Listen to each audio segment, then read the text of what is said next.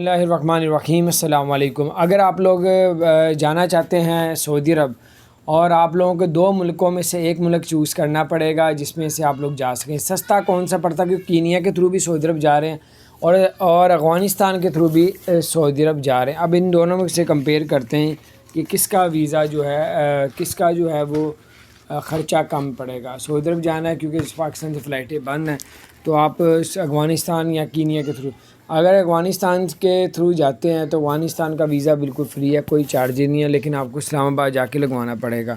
اور اگر آپ لوگ کینیا کے لیتے ہیں تو کینیا کا جو ویزا ہے وہ تقریباً ای ویزا 15,000 روپے کا ہے۔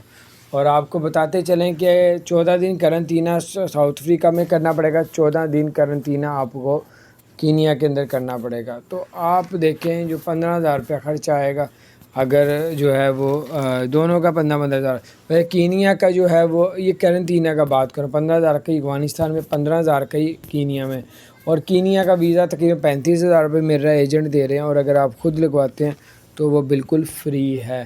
تو یہ بڑی زبردست اور بھی اپڈیٹس آ رہی ہیں، میں نے کہا آپ کے ساتھ شیئر کرتے ہیں، اللہ تعالیٰ خیر کرے۔ اور ٹورسٹ ویزا وزٹ ویزے کے بارے میں بتاؤں گا۔ ٹورسٹ ویزا وزٹ ویزا وہ آپ لوگ